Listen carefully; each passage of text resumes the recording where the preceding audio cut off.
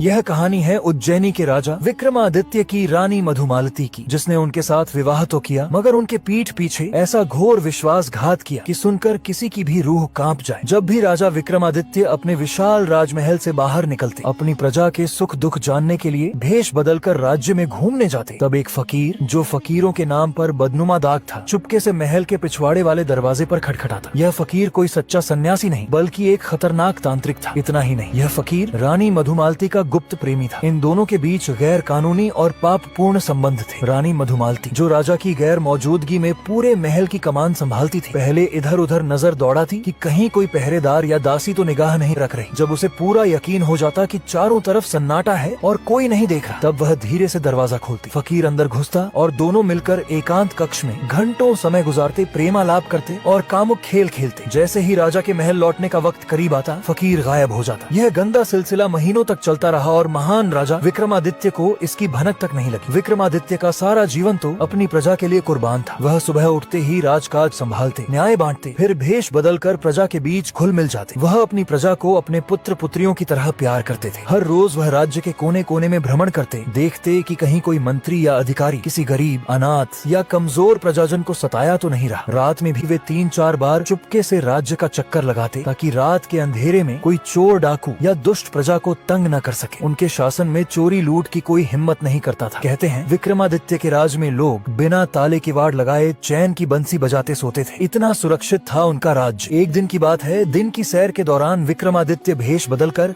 प्रजा के हाथ जानने निकले। रास्ते में वे एक लोहार के घर के पास से गुजरे। वहाँ लोहार और उसकी पत्नी जोर जोर से बातें कर रहे थे। लोहार ने अपनी पत्नी से कहा, हमारे महाराज विक्रमादित्य इस संसार के सबसे बुद्धिमान, न्याय प्रिय और दयालु राजा हैं। वह हर रात अपनी प्रजा की रक्षा के लिए खुद घूमते हैं। उनकी तुलना कोई नहीं कर सकता, न देवता न दानव। लोहार की पत्नी ने कड़वे स्वर में जवाब दिया, नहीं स्वामी, तुम बिल्कुल गलत हो। महाराज में जरा सी भी अक्ल नहीं। उन्हें तो अपने महल में क्या हो रहा है इसकी कानो कान खबर नहीं। वह बाहर की प्रजा की रक्षा क्या करेंगे? सबसे महान राजा होने का दावा तो दूर की बात है। लोहार गुस्से से लाल हो गया और डांटा, चुप कर दुष्टा, महाराज के खिलाफ ऐसी बेहुदा बातें करने की जुर्रत कैसे की? अगर महाराज ने सुन लिया तो हमारा सर्वनाश हो जाएगा। वह हर रात यहाँ से गुजरते हैं प्रजा की खैरियत जानने। ये सारी बातें राजा विक्रमादित्य पास ही छिपकर सुन रहे थे। लोहार और उस पत्नी की बातों ने उनके दिल को छलनी कर दिया। वह फौरन लोहार के घर पहुंचे और पत्नी से बोले, तेरे 100 गुनाह माफ हैं, मैं तुझे कुछ नहीं कहूँगा। आज से तू मेरी धर्म बहन है। बोल, तूने मुझे घर की खबर न रखने वाला और बुद्धिहीन क्यों कहा? लोहार अपनी पत्नी को रोकने की कोशिश करने लगा, मगर राजा को सामने देख उसकी बोलती बंद हो गई। लोहार की पत्नी ने हौसला जुटाया और पूरी सच्चाई उगल दी। उसने बताया कि कैसे रानी मधुमालती राजा के बाहर जाने पर उस तांत्रिक फकीर को बुलाती है और दोनों घंटों अकेले में गंदे काम करते हैं। यह सुनकर विक्रमादित्य के